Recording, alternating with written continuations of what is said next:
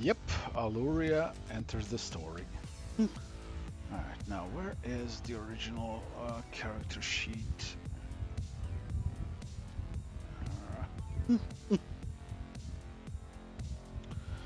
Just so that I have a reference sheet for the outfit. Funny thing is, she was one of the earliest characters that I designed before they were even characters. Like at the stage of the game, I used to just kind of, I was just basically tossing out these character design ideas and basically, see what sticks. And over time, characters gained their voices and kind of the story started crystallizing. But until then, it was just a whole bunch of character designs without a clear purpose. Now they have a purpose, so that's nice.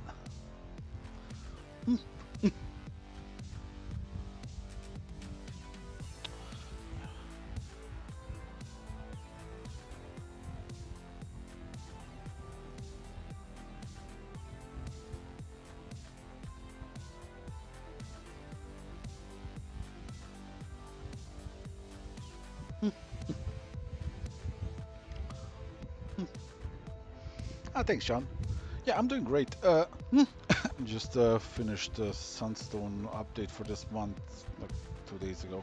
I've been doing some cover work on the side. Gotta finish that as well, but until then, I want to do some fine print because I am itching. I really do love working on this book. Because Sunstone is, it's generally about good people, basically just kind of fumbling their way through life. Fine print is about just assholes.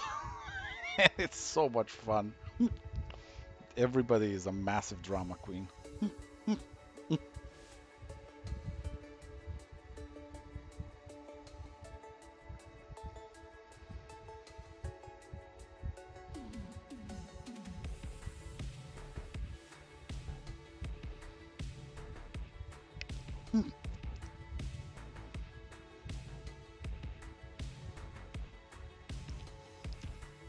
But that's the fun thing when you write and draw assholes, It's kind of when you start off the characters at rock bottom when it comes to their personality. There's really no way to go but up. Hey, just got good afternoon from Croatia.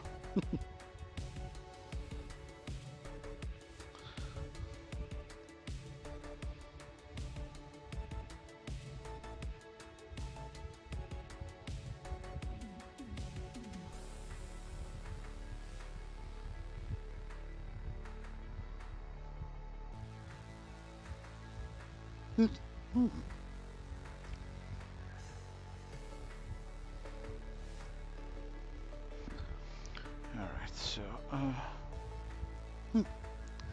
where is the illustration? Also, I could use that one. That's gonna be in illustrations to finish. That's the one. Hmm,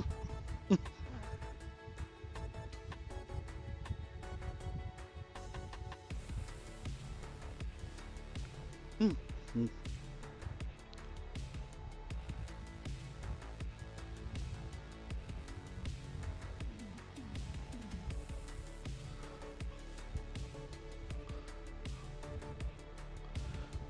More comic today? Yes. Still thinking of going to New York City Comic Con? Yeah, not thinking. It's confirmed. 100% going. I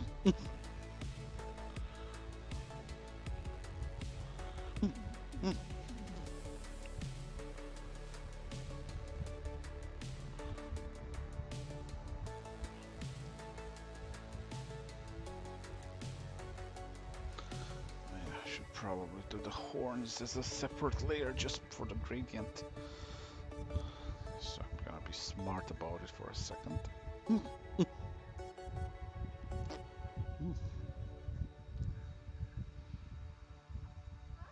Hi. Good morning.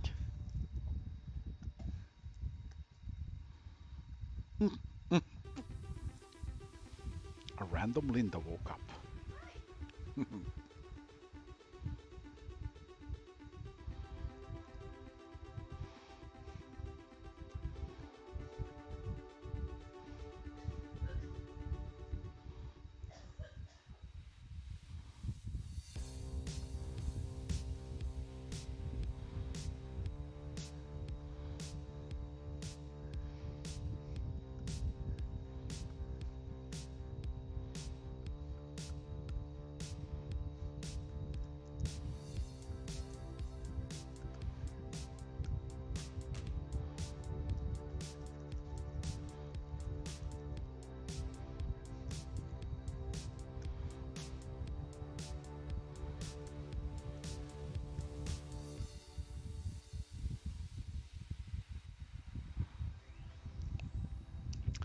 Do I have troubles with so many layers sometimes, or do I have a system? No, I basically know what I'm doing. Like technically, I don't need layers, so that really makes things easy because sometimes if there's too many layers, I just fucking flatten them and just work on that.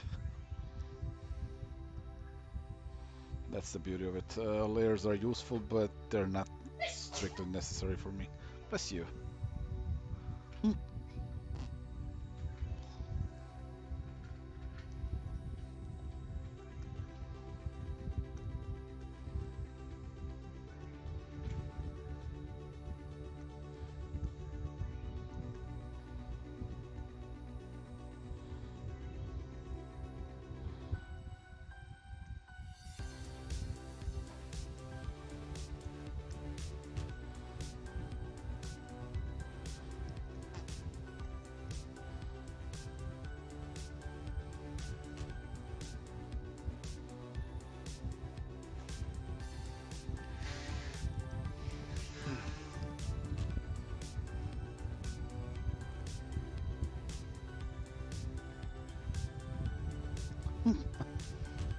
Hey, Fred.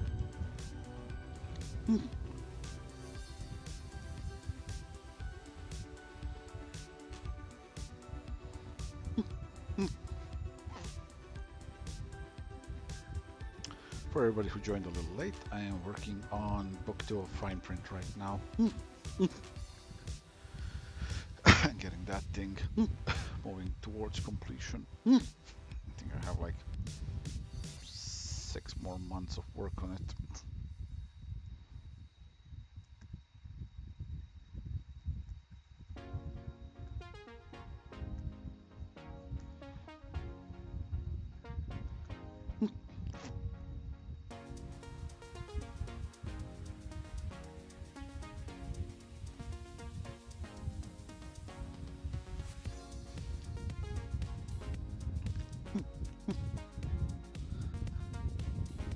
Hey, Sing.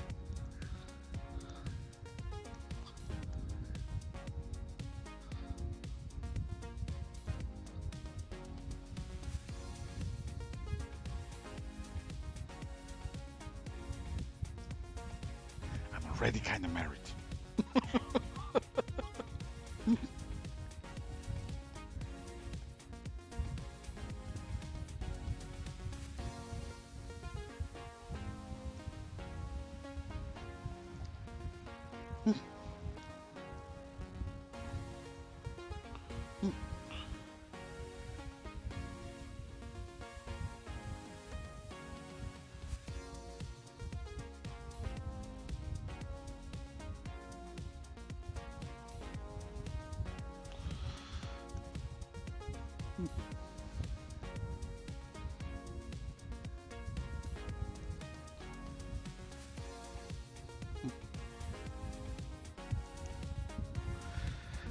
So far, the day is going great. I've been, I've had my morning walk, morning coffee, and gotta say, I am in the mood to make some shit. So it's gonna be a good day.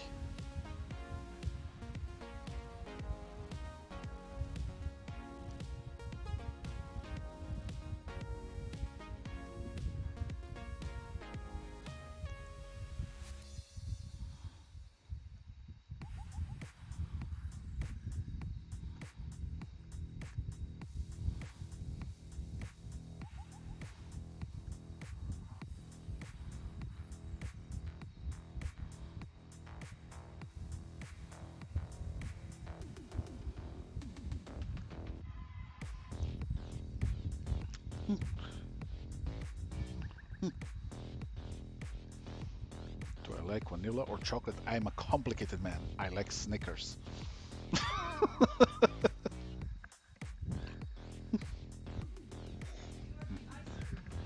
Ah, yeah.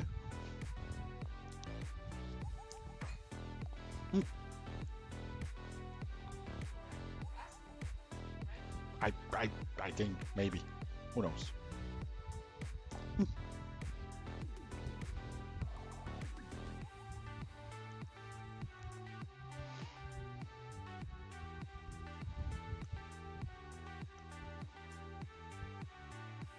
Hmm.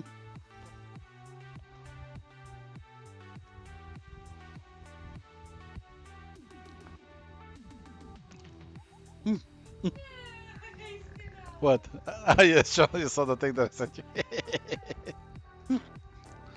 I was like, oh, look at the cat. Look at the cat. It's just sitting here looking as usual. But look at it. Yeah.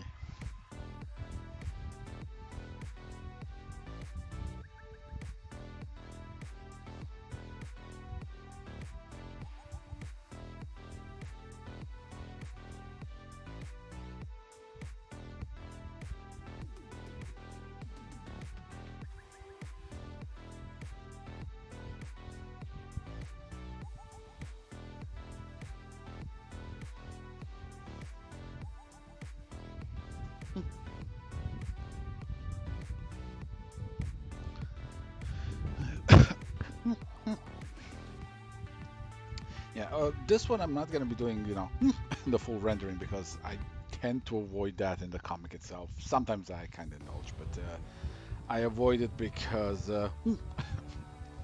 honestly, I prefer the look of of a just a more comic style rendering in a comic.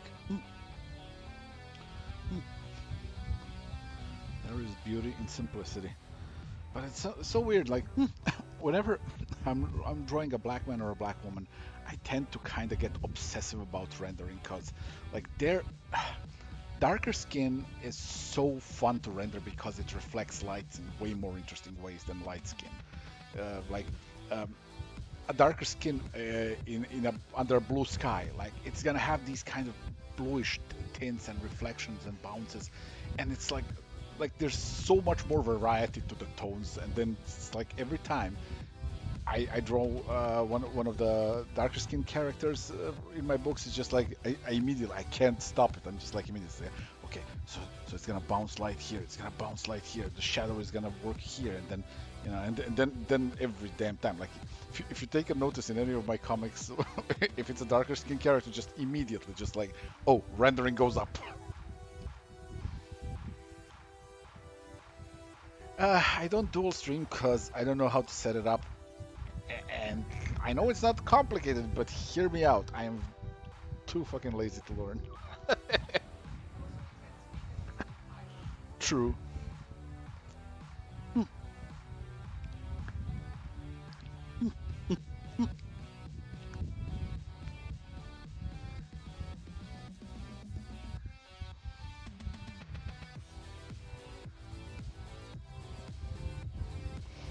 so she has black gauntlets with white buckles because she is her mother's daughter.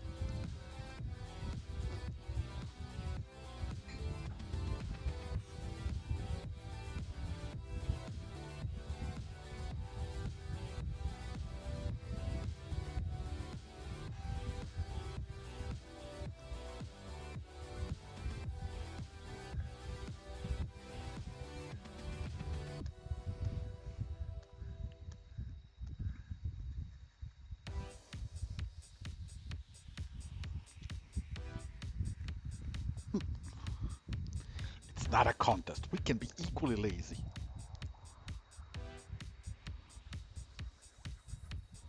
It's like, you underestimate my power.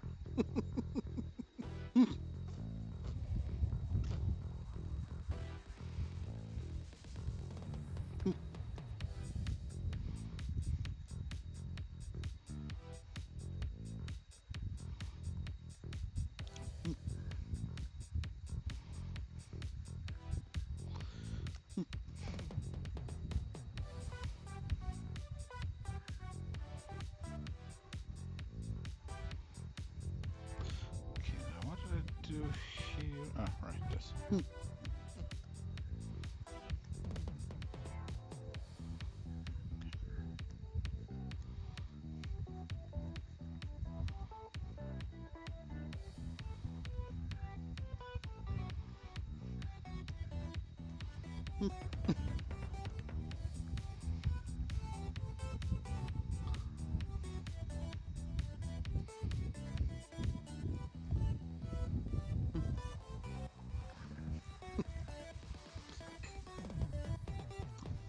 Yes, this is fine print.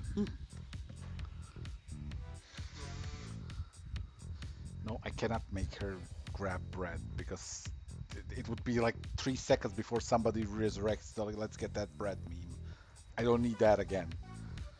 It's been fun few months in a Discord server with video gamers, and it's just you know what? Like I've had so many bread jokes that after it's like I avoid drawing bread. Okay, we don't want to wake that monster. Hey, Splurge.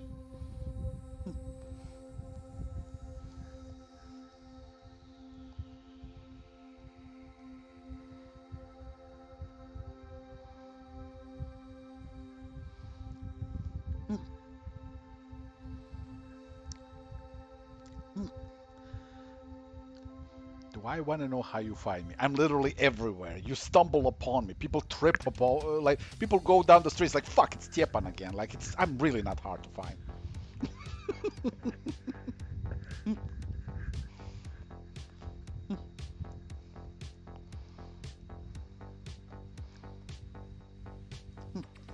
No joke. Part of that was absolutely true. At some point, I was doing some illustration, like I was painting on some wall mural, and some dude tripped over me. I'm like, yeah, there you go. It's like, excuse me, I'm arting here.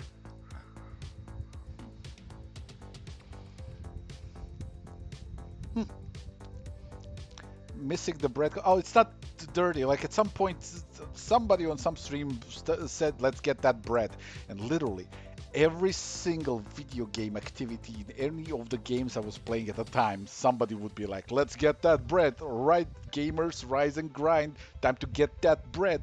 So it was just nothing but bread jokes all the time. Then we, of course, elaborated on that. Where it's like, "All right, gamers, time to procure the pastries." It's been a moment in gaming history, you know.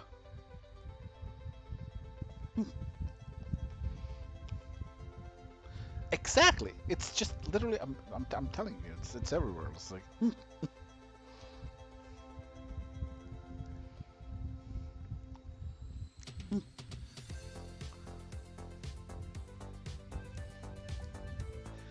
A bit sourdough, yeah. Bad.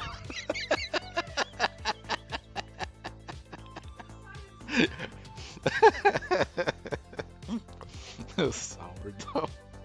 Well played.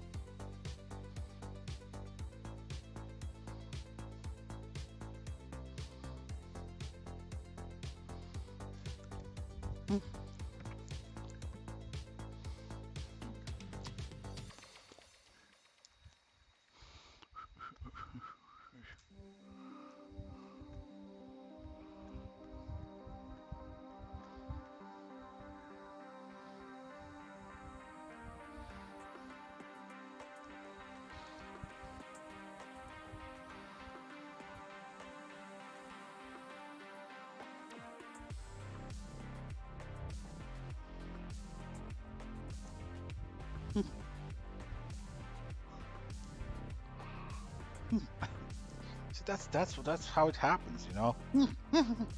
People are waiting in line. Somebody keeps bumping in behind. It's an angry me because I hate standing in lines. It's just like, oh my god, it's Shage again.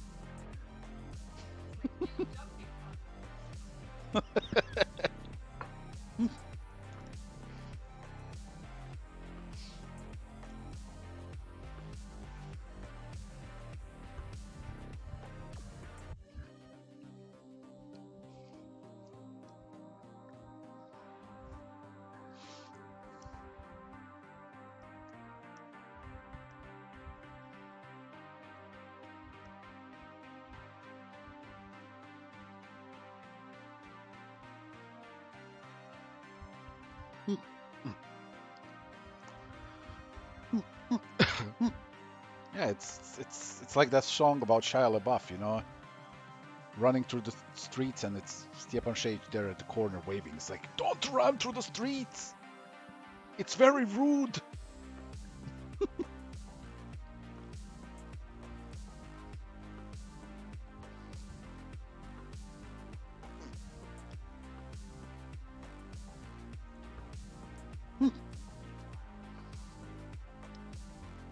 Surfing of the net. Quiet, quiet.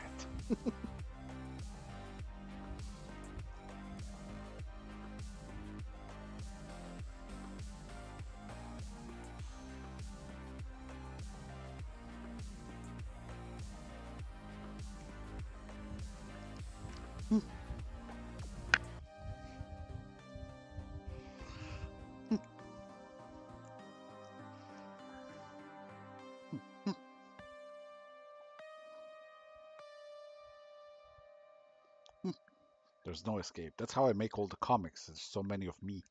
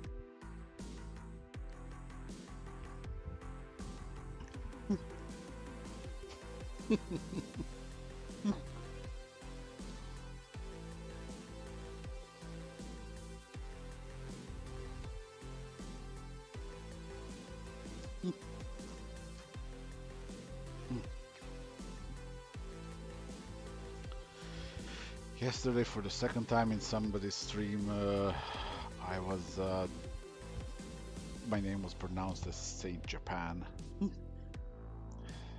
Fucking thing is spreading.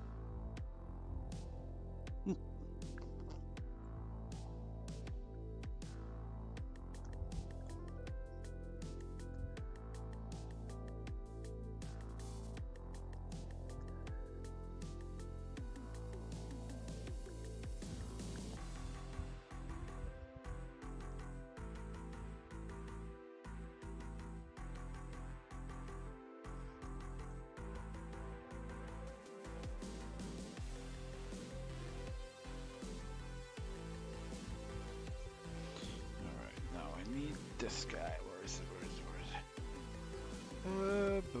Fine print 2, fine print 2, there it is. Where is the world's most disgruntled clerk?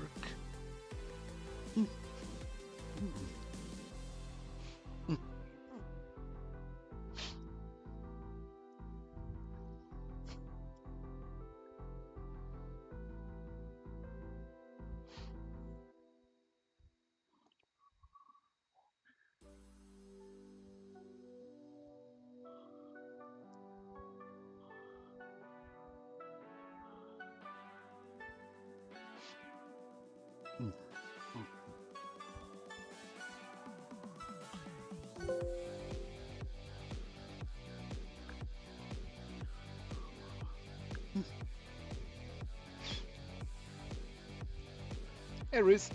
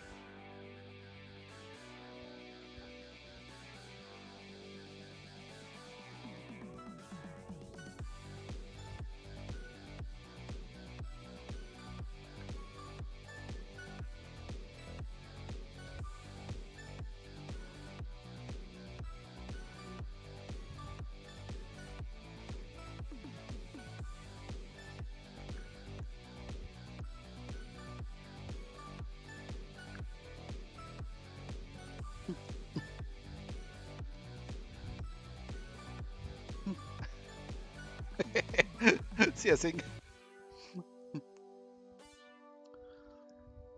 Meanwhile, 1, 2. Stepan's coming for you. 3, 4. Better lock your browser.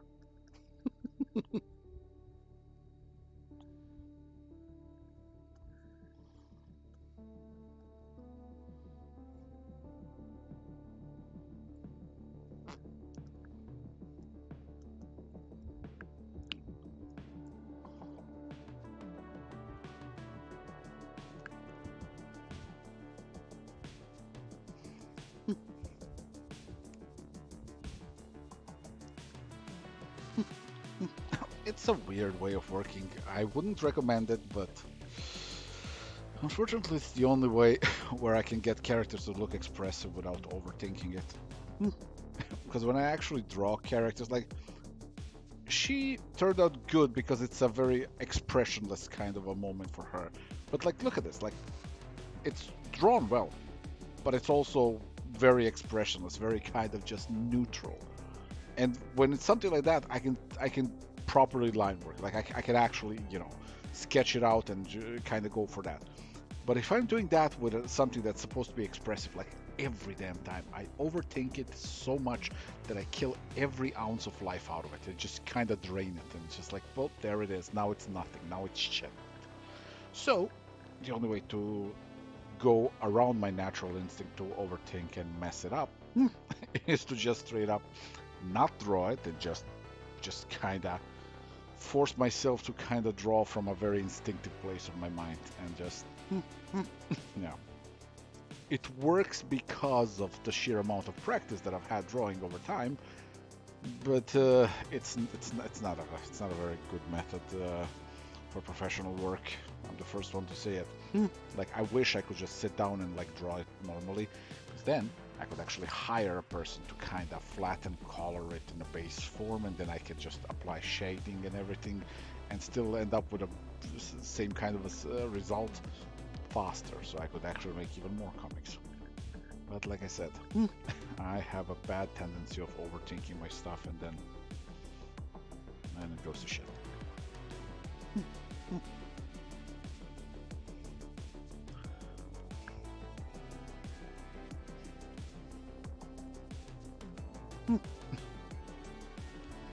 Hey, Sanix. And yeah, it's also that, like over rendering will also kill it very quickly.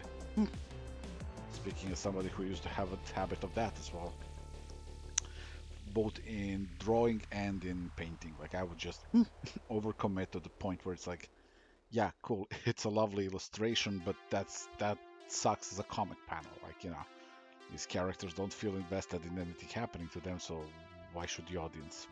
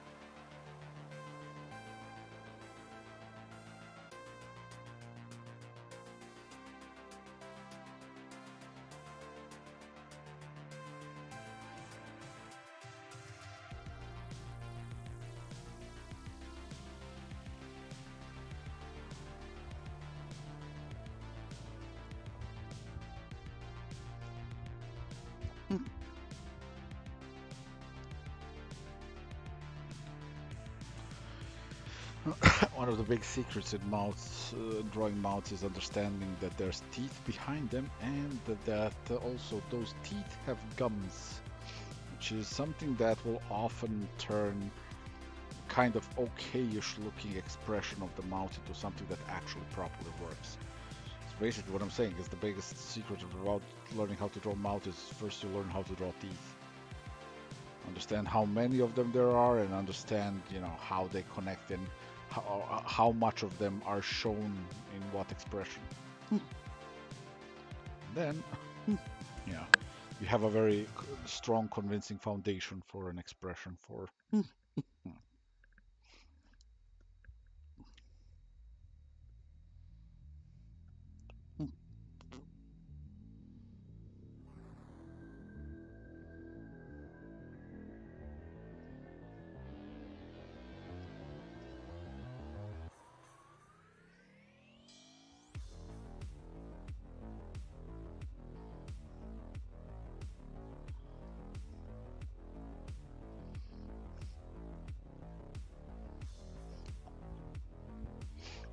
Venom is the king of teeth, yeah, pretty much. And also, when drawing monsters, when drawing Venom, for instance, gums are like the most important element to make those teeth look believable. People usually kind of, you know, they overcommit to the whole idea of, oh, he has teeth, you know, and then they do something like this, you know. And it's like, yeah, cool, he has teeth, and they look like they've been, you know, spliced onto something. You know, you gotta give them some foundation. You gotta give them something to latch onto. You know, something that holds those teeth in place. And if you do that, all of a sudden, a thing will look way more believable. You know, it's just simple things.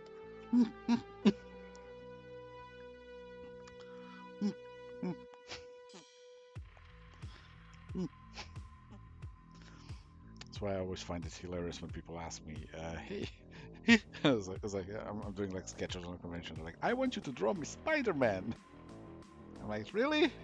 Me? Of all people? Sure, sure. Here's your head shape, sir. It's just, it always cracks me up because it's like literally, like the only thing you can do expressively in a Spider-Man is just basically the you know, the eye shape. So it's like, yeah, sure, I'll do that, but still, really?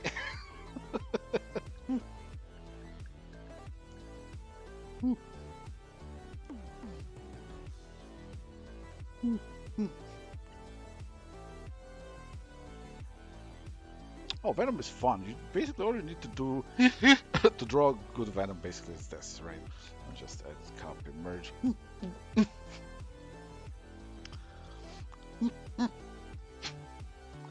Step one. Take some black. Then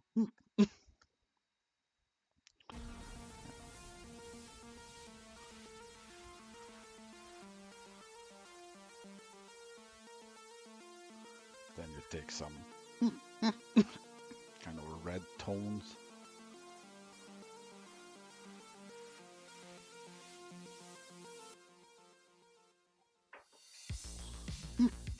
Darker.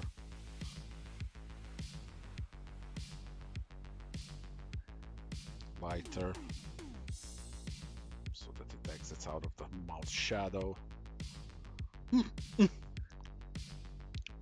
Take a kind of a little slightly darker yellow. You don't want to go light. It's gonna go super light because you want to give yourself some room for highlights, you know. And then just plant those teeth in, you know. Just because Venom doesn't really have normal, you know, tooth distribution, so you can actually go kind of crazy with them. Yeah. You can even do one of those, you know, like a shark has like multiple rows of teeth. Yeah, so you can just do all that. And the cool thing is when you're doing it with a round brush, your teeth automatically have this little nice area where they kind of sink into the flesh.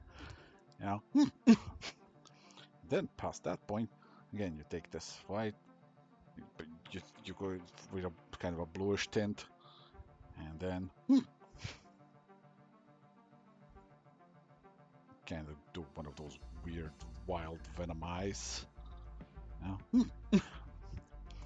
And past that point, it's all about the shading. What I like to do is these kind of like a subtle kind of reflections of the sky or something that are like bluish tinted, right? So they give the flesh kind of a wet look. And then same with here, you know, you just kind of start rendering. You know.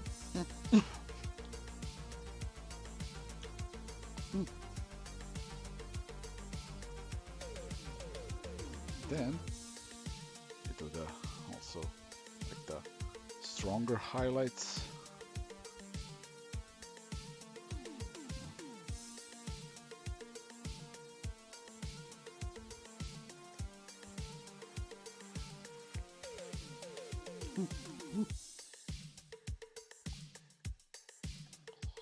Then you just basically follow the basic rules of light and shadow. So if the light is stronger from above, anything facing downwards, it's going to have a bit of a shadow to it. It's going to cast a shadow on some of these teeth. It's going to cast a shadow here.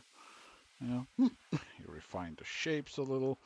Considering I'm lazy and doing this on one layer, I just use my smudge brush with a hard round brush.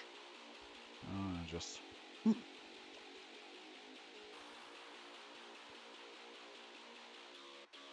and refine the shape. And then if you want, you can even add like some of that spider webbing.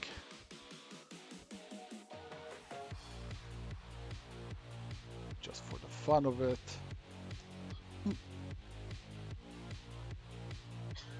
Add a bit more of a highlight. A bit more of a highlight. And yeah, there you go, Venom! What configuration of a brush am I using? I'm just using basic round brush and round brush with a soft, like, these are like the first two brushes you get in Photoshop.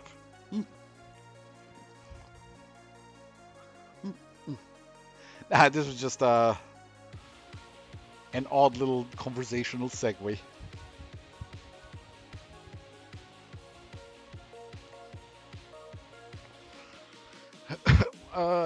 For obvious reasons, you like ask me to draw Joker or Green Goblin.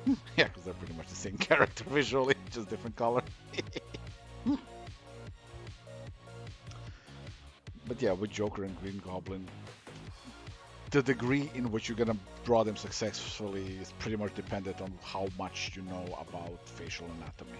If you can do the facial anatomy, if you can do nasolabial folds of a smile, you're set. Like, you know, everything else is just how much of an exaggeration you want to make of it. Have I dealt with drawing masked characters? Are they easier or actually harder to draw when you have no exposed face? I mean, they're super easy. It's just, you're basically just drawing a head shape.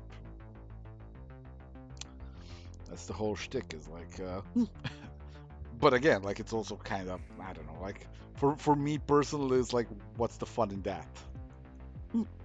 Like, it's weird. Like, Spider-Man is my favorite superhero. Like, I am a DC man when it comes to comics overall. Like, I prefer the DC universe, but Spider-Man is by far my favorite superhero. And yet, he's the one superhero that I have the least urge to ever draw, just because it's like I'll draw Peter Parker, right? I'll draw him without a mask, no problem. Cool, that's fun. But with the mask, I'm just like, why? Again, nothing against people who love drawing him. It's just for me, like I said, you know me, I kind of obsess about drawing facial expressions. Like, it's fun for me. Like, with Spider-Man, it's not facial expressions, it's eye shape expressions. And it's fun for like 5 minutes. And it's just like, then after that, I'm just like, hey, all right, what else is on? Can I draw other characters? You know what I mean?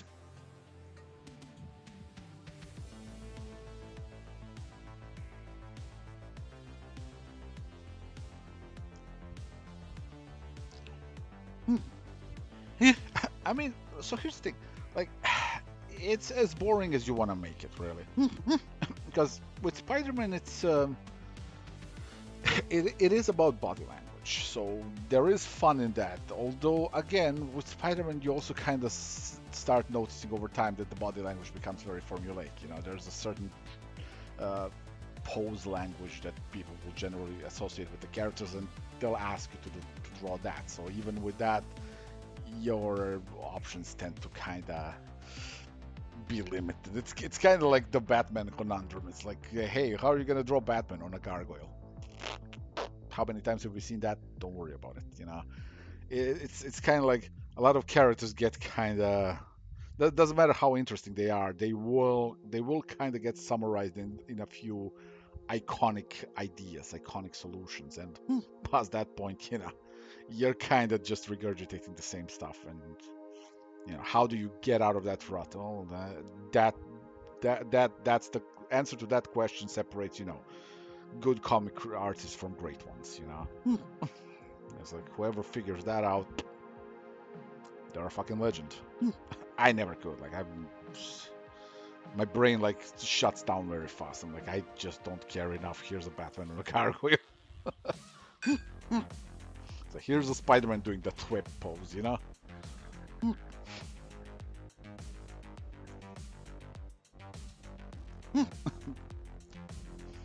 You don't move window on him, yeah.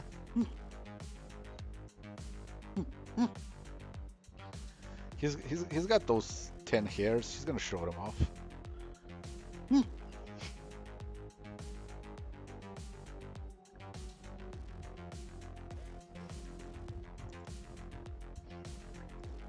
Yeah, Daredevil with a church cross also. Yeah, it's kind of that. It's those. It's also Witchblade with holding the Witchblade in front of herself, like the arm raised up. It's like it's a thing that everybody sooner or later ends up doing if they draw that character, and it's kind of, you know, it becomes that iconic image, you know, that people just tend to reproduce, often unconsciously. Like, people often will just draw a thing and they don't even know that they've seen it, but they've seen it, and it kind of got stuck in the back of the head. Yeah, I like drawing Harley. Harley is very fun and expressive. And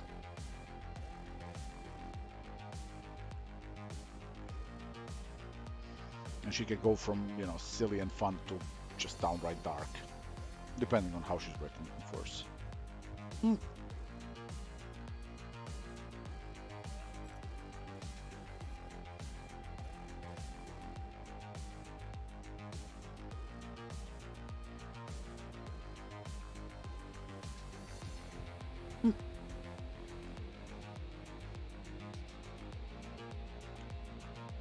Yeah, I prefer drawing my own characters as well.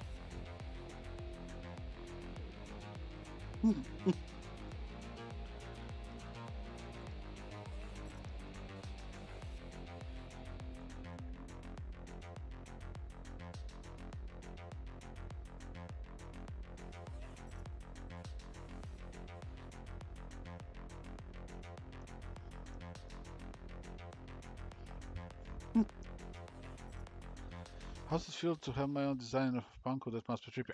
I still, you know, I still haven't. I don't have one, so I'm gonna see when it's done. Um, how does it feel? Listen, I've peaked with the Sunstone statue. After that, everything else is a nice little bonus. Like, there's a really, really cool Harleen statue from McFarlane coming. They fucking nailed my style perfectly. But also by now, like I've designed stuff for Sideshow Collectibles, so there's a bunch of statues based on my design. It's just very nice to have something based on something that I've written. That's my personal, peak.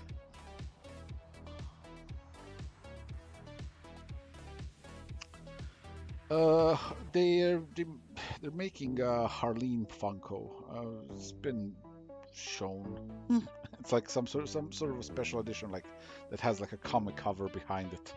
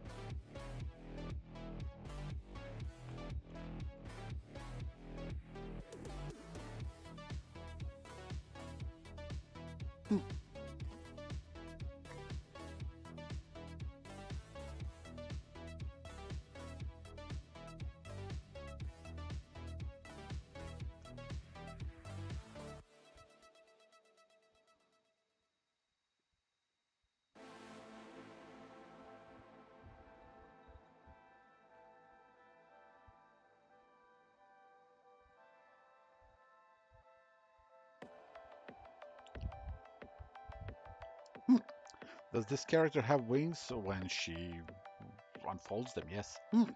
Generally, they tend to keep the wings hidden. But yeah, she also has butterfly wings. They all do.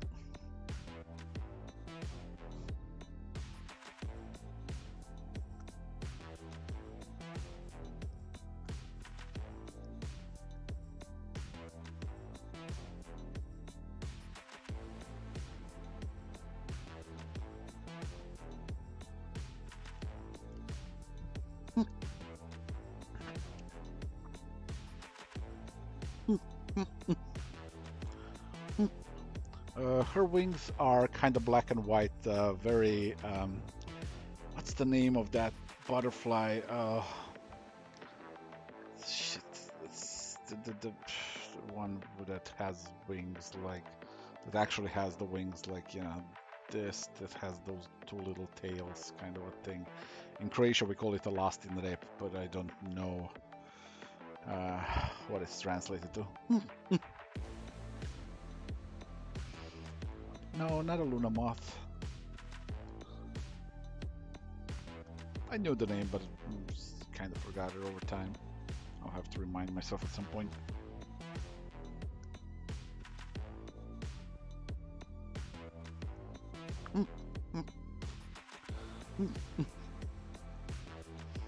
Those butterflies usually have yellow on their wings, but she doesn't. Swallowtail, yes, exactly, that would be the one. So it is the literal translation. Wow.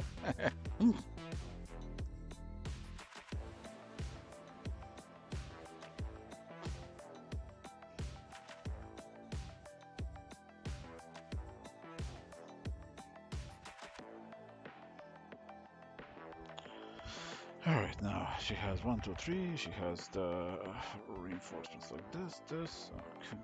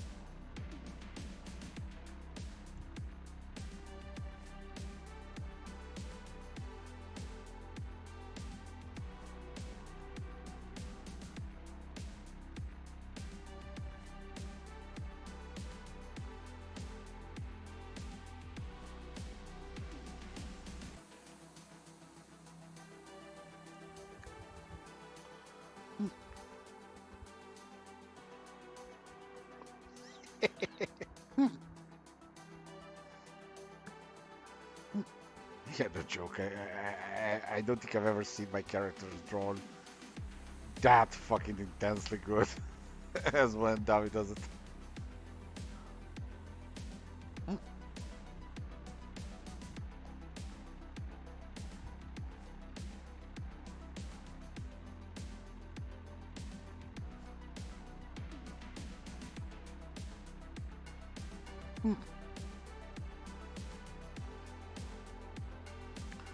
Also, all of the Alaris kids are gonna be such fun characters.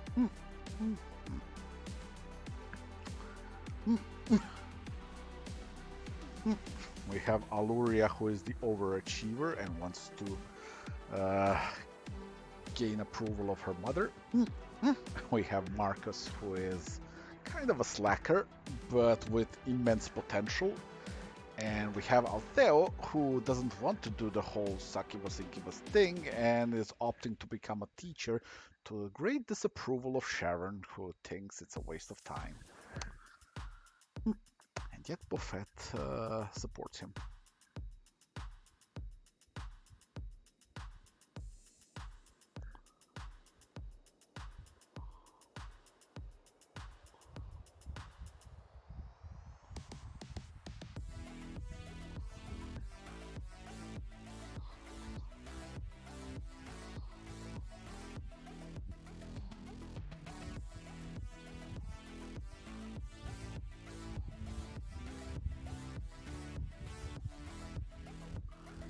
Meryl is the screw up.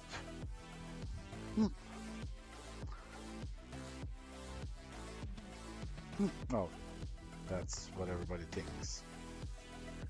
Meryl is something quite different. But that gets revealed properly later.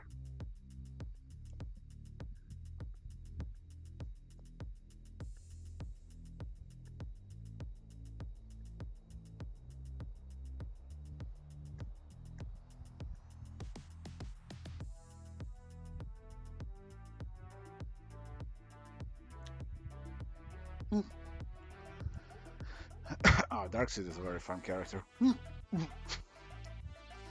Unfortunately, the only version I ever actually properly got to draw canonically was the younger version that they made for the Justice League Odyssey. I would have loved to have drawn the properly aged one. But nowadays, unfortunately, I don't have the time for any of that.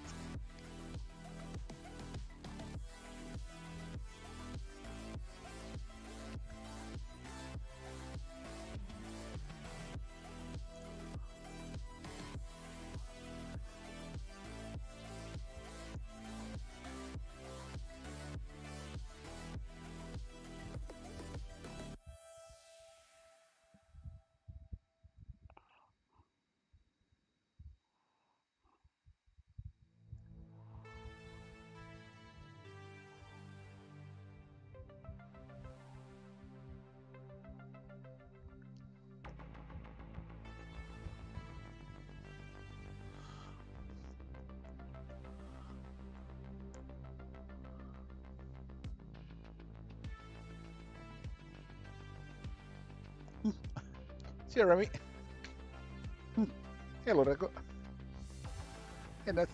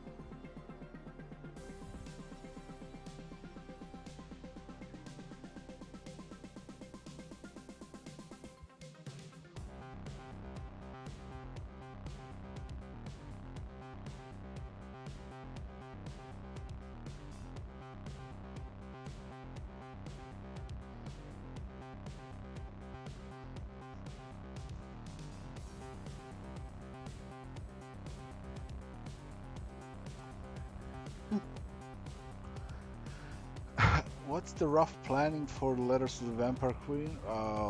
What do you mean, what's the rough planning? Planning is I will work on it until it's done, and then I'm gonna make a crowdfunder for it and publish a highly illustrated version. Depending on the size of the crowdfunder, the more money, the more illustrations, basically. And then, if we surpass even the planned illustrations, there's going to be audiobook as well added to the mix, so should be fun.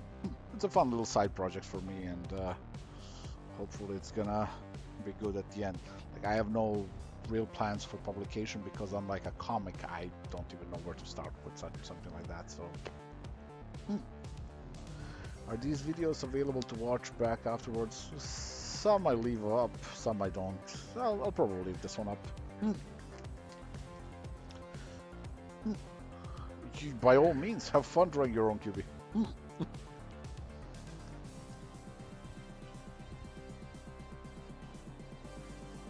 Just at me when it's done. I want to share.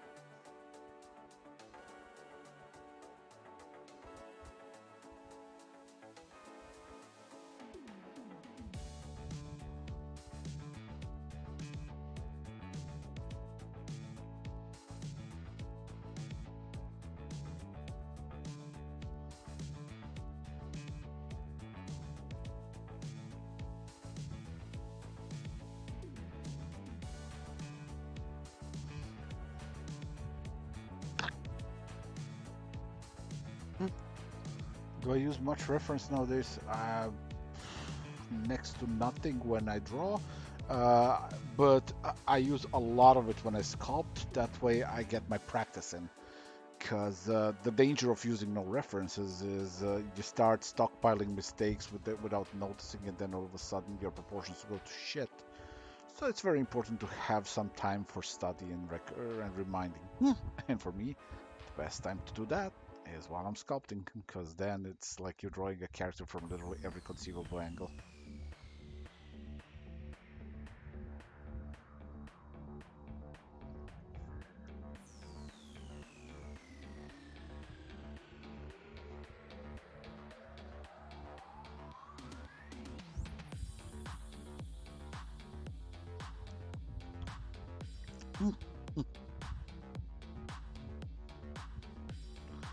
And at any given point, I always recommend to people just use reference. Like, you don't get to learn without it, and even when you learn, it's still better just to use reference. My only problem why I don't use references, I have very specific angles, poses, body language, and expressions in mind, and to find references for that is just beyond the nightmare, because most people kind of posting pictures online are just pictures of themselves trying to look pretty, you know. So it's just kind of like you're not gonna get a lot out of that. Like it's the acting range of an Instagram model is you know, it is what it is, because they're not trying to be actors, they're trying to look pretty, which understandable, right? So you can't really use that as a reference for storytelling. It's a nice little reference for people doing illustrations. I've seen a lot of people do like these little kind of studies and stylized studies of Instagram models. Yeah, that works. But for a comic, if you're trying to tell a story, you're trying to get acting performance out of your characters. That's where it gets complicated, because getting specific angles, specific expressions, specific body language, you know, from a same person for multiple panels is, you know, if you're gonna use reference for that, this is where you whip out the camera and either take photos of yourself or a close friend that or a family member willing to go to the hassle of doing a billion different takes while you're out there doing your best impression of Kubrick. It's like, no, another take. This isn't perfect. It must be perfect.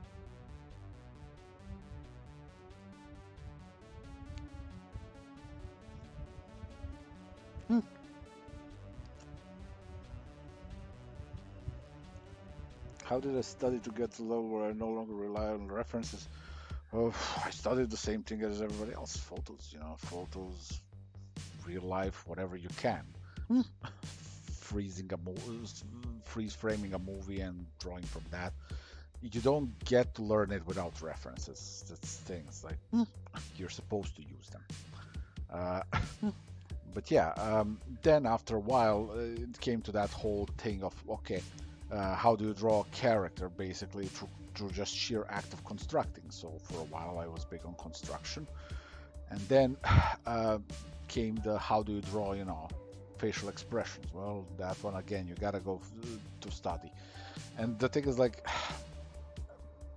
usually people will just kind of pick a style by that point, you know, something that they want to latch on to, something that they want to, you know, mimic, something they want to copy in a way until they kind of, you know, find their own special flavor of that same style. So usually people latch on to something like Disney, something like Marvel superheroes, something like manga, anime, you know, stuff like that, and they'll kind of adopt that and kind of adopt the same expression language that's used in those things. So if it's like superhero comics, there's like 5 expressions that are crucial, and then whatever else you can, it's great. When it's manga, a lot of it can be done through the just sheer exaggeration and language of symbols. When it's something like Disney style, that's where you're gonna have to go deeper into the actual, you know, expression and cartooning. So there's different approaches to go, you know. For me, it was studying from photos, studying animation, until I no longer saw frames. I would see a scene unfold in my head as sort of a movie that I could pause. And it took, you know, decades of practice till I could use it confidently, but over time it happened. But it's not something that I would entirely recommend. If you have an option to find or make references, it's always better. Because with this, you spend like, yeah, I can do this now, but when you think about the fact that it took me about 20 years of kind of uh, questionable storytelling, questionable expressiveness, questionable everything, at that point I might as well have just taken a bunch of photos and, you know, used them as a reference and worked from that.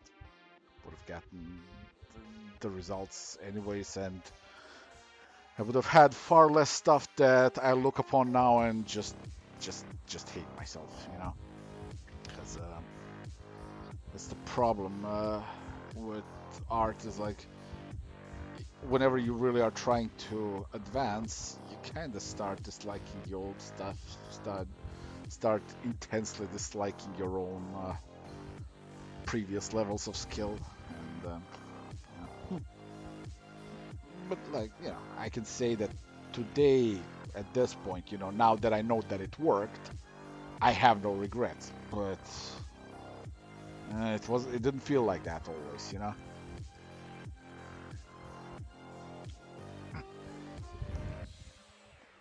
Yep. So it's again, one of the big things is learning how to draw from constructing. When you learn the construction of a body, you're already kind of halfway there. You have the armature of your drawing. You have the baseline of your drawing where you can just kind of pose a character, right? Past that point, you're going into nuance. The body language, the language of hands, the language of feet, the language of face. It all makes a difference. Sometimes simple stuff as in, how a person leans, what's the body distribution, how do they feel balanced or unbalanced, what's the purpose of a scene. So at that point, you're going into a deeper level of trying to figure it out. Now, one of the things that I've obtained recently that I really wish I had a few decades ago is a book called Anatomy of Facial Expression, which it's easy to find. Just Google it. Google that title, Anatomy of Facial Expression. And the cool thing about that book is it shows you what happens on a face during an expression, and then it also shows you why it happens. And like, I can't even begin to describe how important it is to understand the why if you're ever gonna work without references.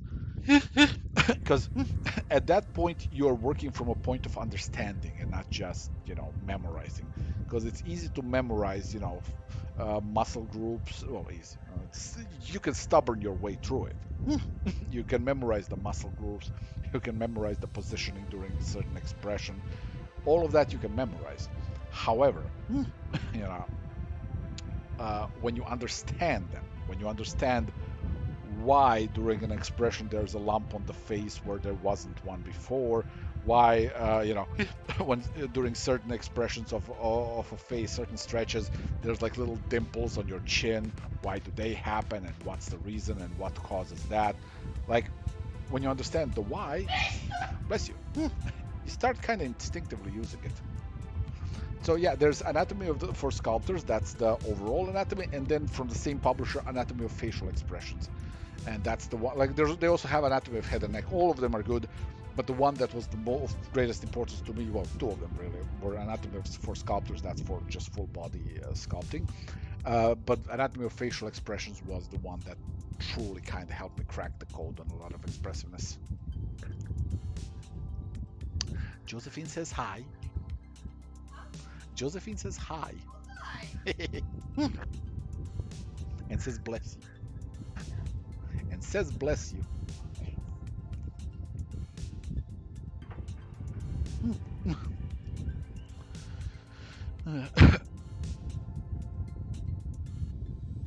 That is special. Again, that's literally the only books that I can say that I found useful. But again, this is the problem. This is why I always say I'm not a good teacher, because I was self-taught, and my method of learning was my own mistakes. So I don't have good, you know, uh, pointers and examples. But like I said, if there are books that I can vouch for, it's the Anatomy for Facial Expression and Anatomy for Sculptors. Those are the ones that I found the most useful. Beyond that, I have no real good examples.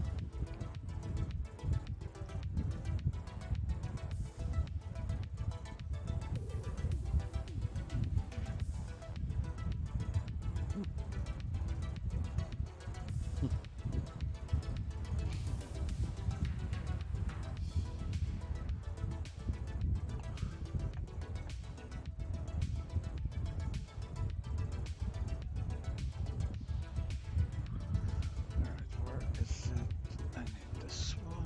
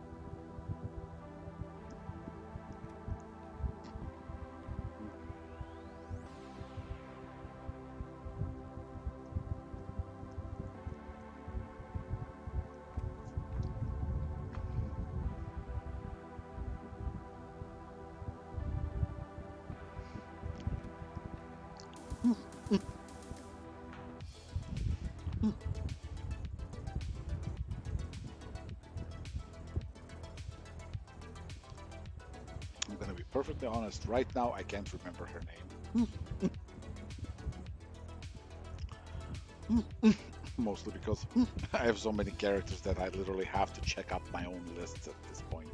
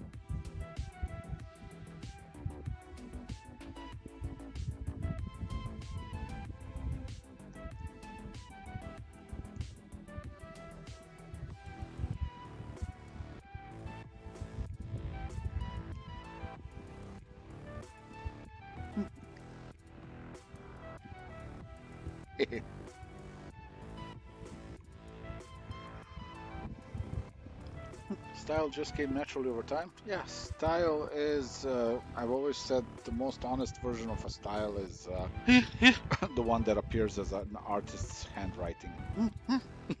As in, it becomes a natural extension of artists' speed and repetition. In the same way that handwriting is developed from, when you're a child and you learn how to draw letters, you learn how to draw them the school way of doing, you write those letters the exact way that the teachers teach you. But you do it often enough in life and through a long enough course of time, and all those letters start getting deformed in ways that are unique to you. They become your handwriting. Same thing is with artwork. There's a reason why you can recognize an artist based on work. Style becomes their own personal handwriting, especially when it's achieved in a natural way, where it's like, okay, I'm not just picking up on somebody else's style and then twisting it to fit me. Uh, I've tried that personally when I was younger, and all I got out of that was frustration and delayed progress. Because at the end of the day, a style is a series of mistakes that just look good. They are kind of what's the word?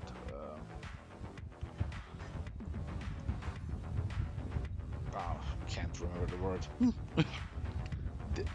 These mistakes aren't faithful to reality, but there are little exaggerations and little twists and turns that you decide to keep because they give a certain degree of personality to your work.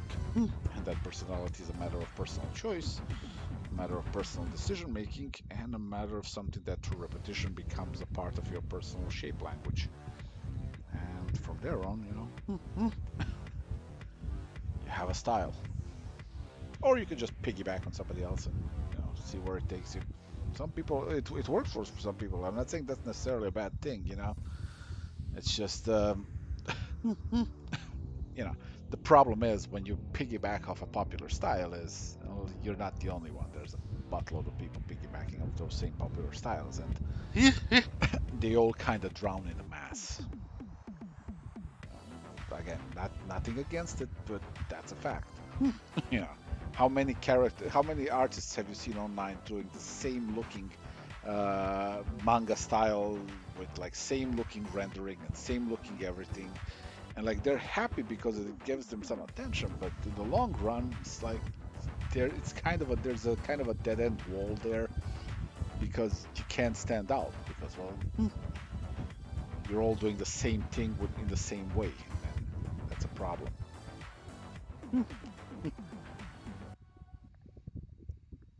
I will make an art book at some point, yeah. Yeah, unfortunately, Switch won't be continuing. Switch is 100 issue plus planned story, and there weren't the sales numbers for it. Like it was such a disastrously low seller that we couldn't even make 4 issues, probably. Like literally, I was like, if I keep pushing Switch, I'm gonna have to fucking, get a second job somewhere, because like it just wasn't viable.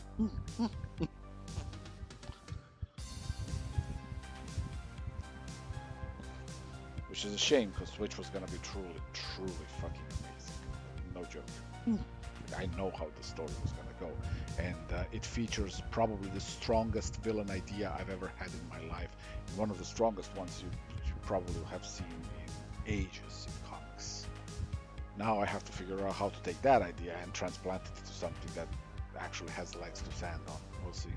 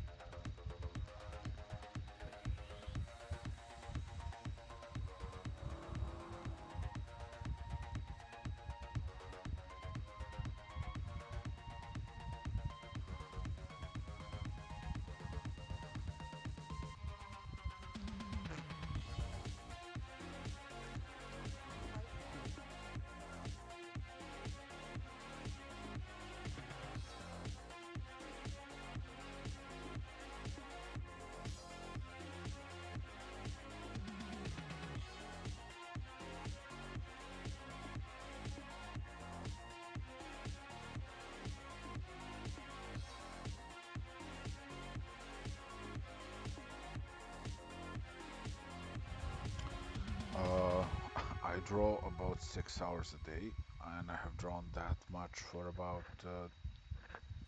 wow, about let's say 25 years.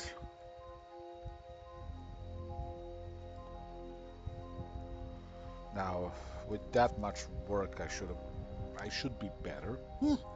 There's still a lot of shit that I'm just not good at. But that's one of those things is where you're self-taught. You tend to go down the wrong paths for a while until you find your way. If I had, resources back then to learn from, would have gotten much further, much faster, but it is what it is. Can't complain.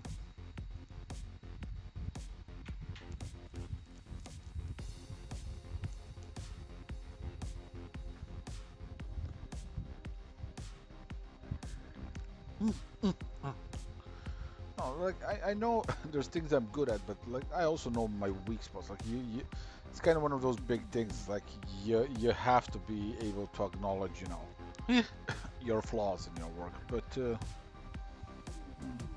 as long as you keep progressing, you keep learning, you keep improving.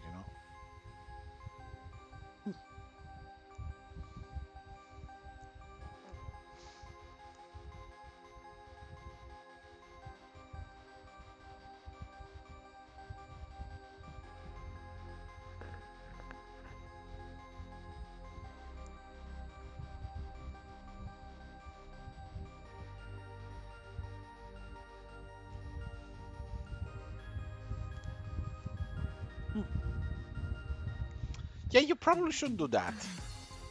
Probably shouldn't drive and watch. Hmm,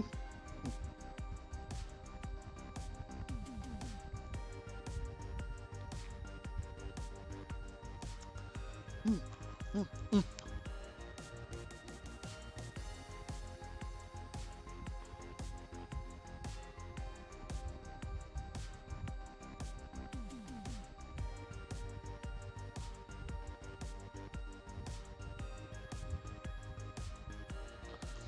Yeah, it's one of those things like when you have too many choices and the choice paralysis sets in, and it's just like, I don't know what to do. There's too many of them.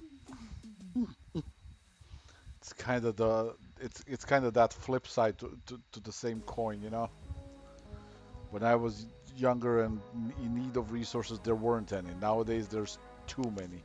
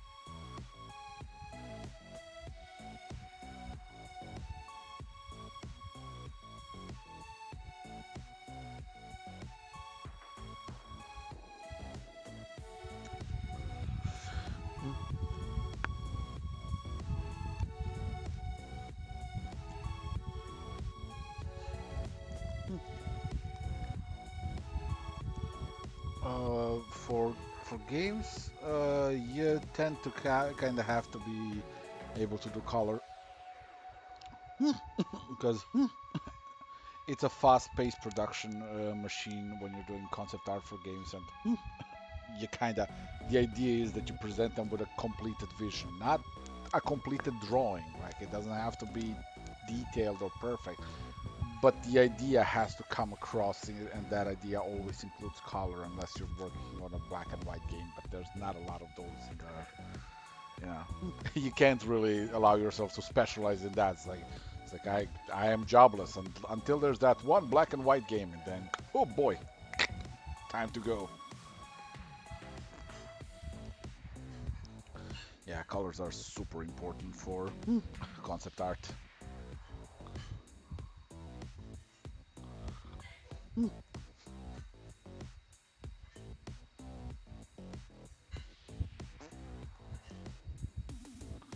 fact, in today's industry, they kinda, if you're a concept artist, they kinda expect you to be able to do way more than you'd think, you know. More often than not, they're gonna be like, "Oh, well, we're done with concept art. Hey, can you texture? Hey, can you can you do backgrounds? Can you draw? Can you sculpt environments or like can you? How, how would you do if we gave you a 3D shovel to make? You know, that's the job. Job is everything and more.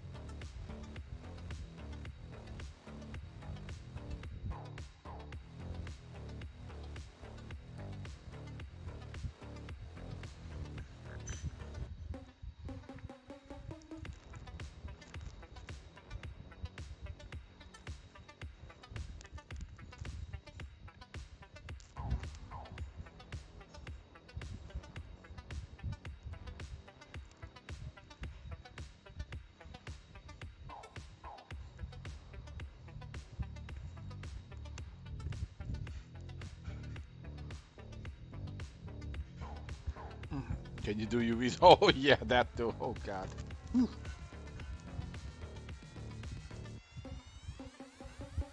Now, thankfully, with for my own experience, I was lucky because basically my work in video game industry came down to fine. I have some free time. Here's some designs. Now, fuck off.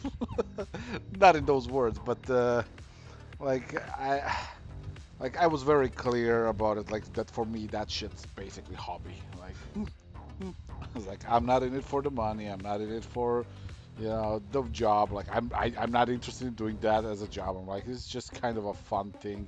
And the guys doing the games for my friend were friends of mine, so I was like, you know what? Yeah, I'll do this.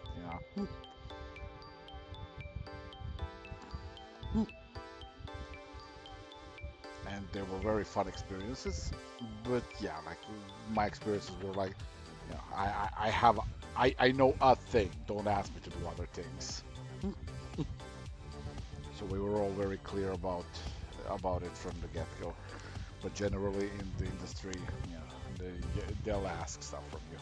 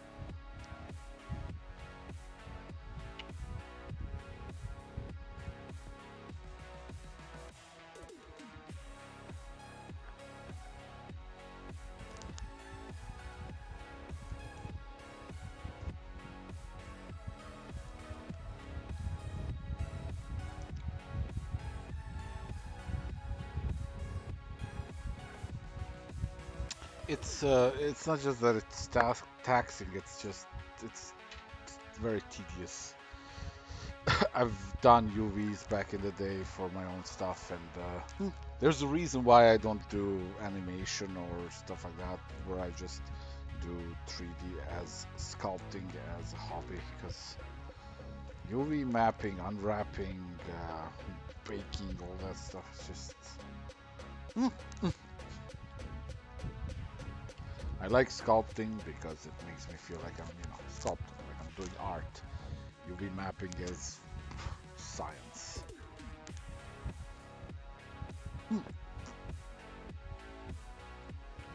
It's like taking one of those, paper sculptures, and then you disassemble it carefully, and then take all the pieces and assemble it on one fucking surface, and you're like, there, perfection.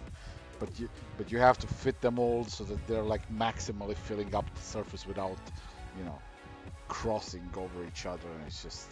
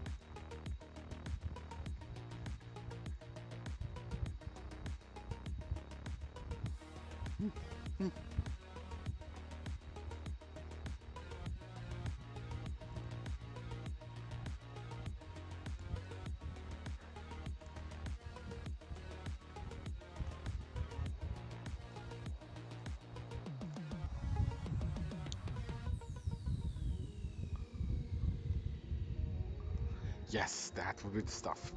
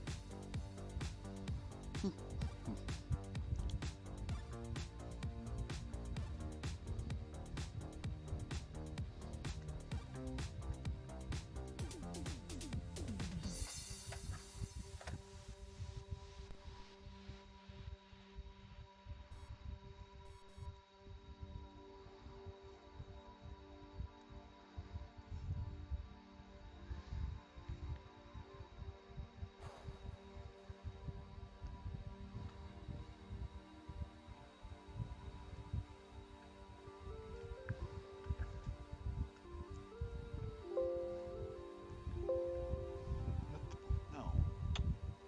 Why is it on the upper screen? What the fuck? Oh boy.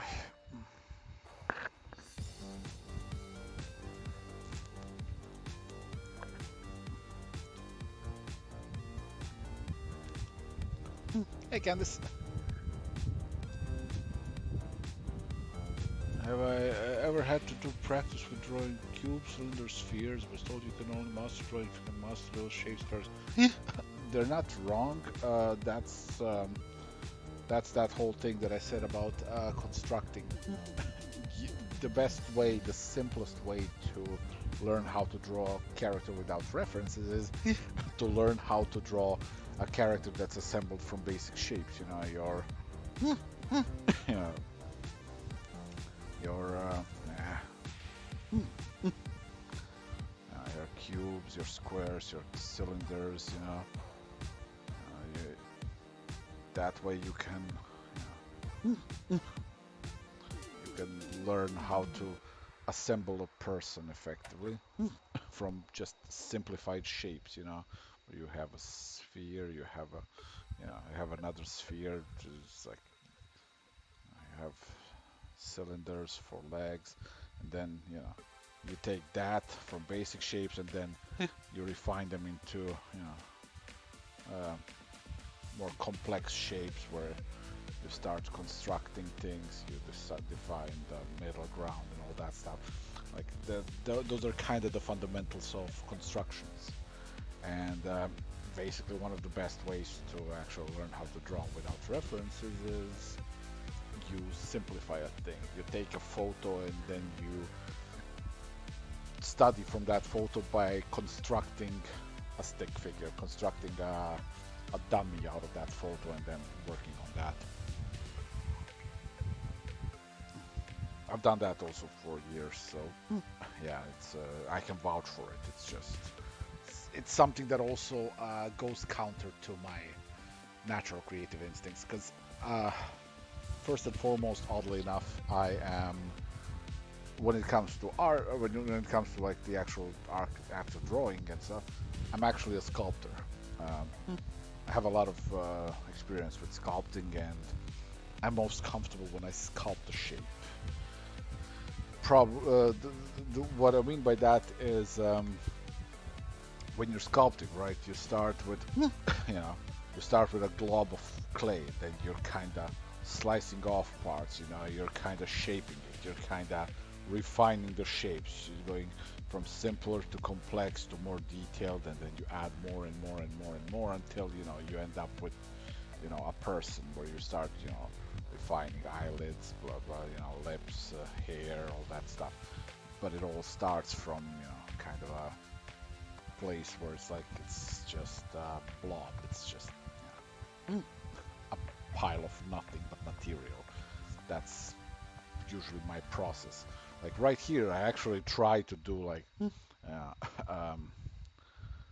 some properly drawn like sketches for the thing, and it's a profoundly unpleasant experience for me because it doesn't come natural. Like for me, this already starts to go into the territory of way too much overthinking, way too little drawing from feeling. And again, this is again the thing I do is a very dangerous proposition for anybody who's new to the to art, because you know people are people. We're mimetic beings. We like to imitate the way people do things, if it looks good, if it looks fun, if it looks successful. Problem with trying to imitate this is it's all a lie. It's You're not imitating the end result. You're trying to imitate 20 plus years of experience, and you know you can't just imitate that because that part you kind of have to grind through, and that's the problem. This is why I always say like I don't try. Like if you're ever gonna try to do things the way I do them, try it, but understand that you're trying it for fun.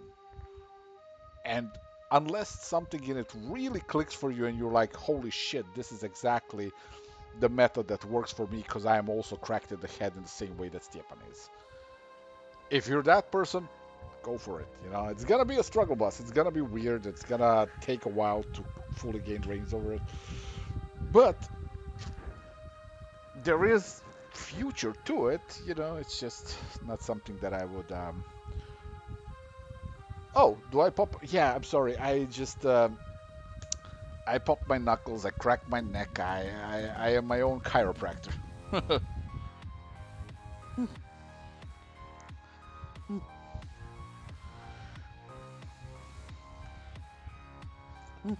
File save. Okay, I'm going to be wrapping the stream up though, cause I'm actually gonna leave the stream stream up on my channel, but I'm gonna wrap it up for now, cause hunger kicking in. Yeah, yeah. In this one thing, I am like Lisa, but it's not just me. Like people who write, people who draw, sooner or later we become crickety old shacks that just any movement we make is just a bunch of cracks and cricks and strains and moans. It's terrible. So, anyways, thank you all for being here, and see you soon.